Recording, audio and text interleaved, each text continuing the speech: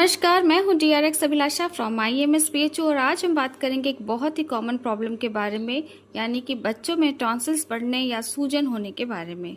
क्या होता है टॉन्सिल्स, क्यों बढ़ते हैं ये, क्या लक्षण होते हैं और घर पर क्या उपाय कर सकते हैं, चलिए जानते हैं। सबसे पहले फ्रेंड्स हम जानते हैं कि टॉन्सिल्स होता क्या है। टॉन्सिल्स हमारे गले के दोनों साइड में छोटी छोटी ग्लैंड्स होती हैं। ये हमारे इम्यून सिस्टम का हिस्सा होती हैं। वायरस और बैक्टीरिया से ये हमें बचाते हैं। लेकिन जब कभी इन्फेक्शन होता है तो ये सूज जाते हैं, इनमें स्वेलिंग आ जाती है और इसे हम टॉन्सिलाइटिस कहते हैं।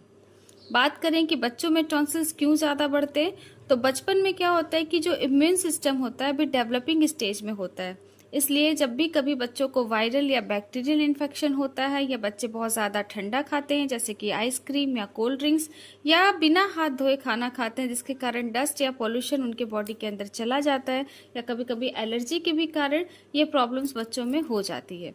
इसके अलावा बात करें लक्षण क्या होते हैं टॉन्सिल्स के, तो गला में दर्द होता है, जलन होती है, बोलने में बहुत ज़्यादा दिक्कत होती है, खाना निगलने में तकलीफ होती है, बुखार भी हो सकता है, सांस लेने में दिक्कत होती है कभी कभी, और गला जो होता है वो पूरा लाल या टॉन्सिल्स पर वाइट लेयर हो जाते हैं। तो ये कुछ सिम्टम्स होते हैं जिसके थ्रू आप समझ सकते हैं कि ये टॉन्सिल्स के लक्षण हैं।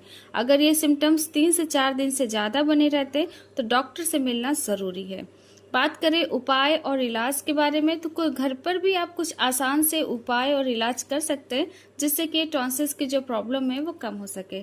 सबसे पहला तो आपको गर्म पानी से बार बार गार्गल कराना है। इससे बहुत ही ज़्यादा रिलीफ मिलता है, बोलने में भी आसानी होती है और साथ ही साथ क्योंकि टॉन्सिल्स के टाइम लोग खा नहीं पाते तो निगलने में भी आसानी होती है। इसके अलावा ठंडा खाना बिल्कुल अवॉइड कर दे। कोई भी ठंडा चीज़ चाहे वो पानी तक हो, आपको ठंडा बिल्कुल नहीं लेना है। इसके अलावा आप हल्दी वाला दूध भी ले सकते हैं क्योंकि हल्दी में भी एंटी इन्फ्लामेटरी प्रॉपर्टीज होती है, तो ये सूजन को कम करता है और साथ ही साथ दर्द को भी कम करता है, तो ये बहुत ही अच्छा है। इसके अलावा फ्रेंड्स ज़्यादा पानी पीना है, जितना ज़्यादा आप पानी पियेंगे उतना ज़्यादा आपको रिलीफ मिलेगा, और तो और आपको रेस्ट करना है। जितना ज़्यादा आप आराम करेंगे उससे भी आपको काफ़ी ज़्यादा रिलैक्स मिलेगा।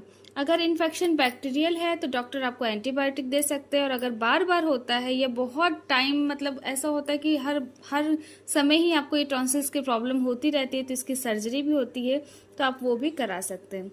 बात करें प्रिवेंशन की कि किस तरीके से हम बच सकते हैं कि टॉन्सिल्स की प्रॉब्लम हमें ना हो, तो सबसे पहला तो ठंडा और बाहर का खाना खाने से बचना चाहिए क्योंकि इसके थ्रू वायरल और बैक्टीरियल इन्फेक्शन बहुत ही तेजी से होते हैं। दूसरा, बच्चों को हाथ धोने की आदत डालें ताकि जो पॉल्यूशन या फिर डस्ट वगैरह है वो खाने के साथ अंदर न जा पाए। तो जब भी वो खाना खाएं तो हैंड वॉश करके खाएं, उससे काफ़ी ज़्यादा उनको आराम मिलेगा। और इसके साथ ही आप डस्ट और पोल्यूशन से बचाएं, ऐसी जगहों पे ना जाएं जहाँ पे डस्ट वगैरह ज़्यादा हो। हेल्दी डाइट लें जिसमें विटामिन सी बहुत ही ज़्यादा मात्रा में हो, क्योंकि विटामिन सी जो है वो हमारे इम्यून सिस्टम को बढ़ाता है।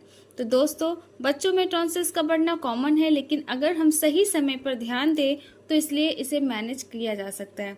अगर सिम्टम्स ज़्यादा दिन रहे तो अपने डॉक्टर से तुरंत संपर्क करें। मैं थी डॉक्टर अभिलाषा, IMSPHU। मिलते हैं अगले इन्फॉर्मेटिव वीडियो के साथ। स्वस्थ रहिए, सुरक्षित रहिए। धन्यवाद। वीडियो पसंद आए तो चैनल को लाइक करें, शेयर करें और सब्सक्राइब जरूर करें।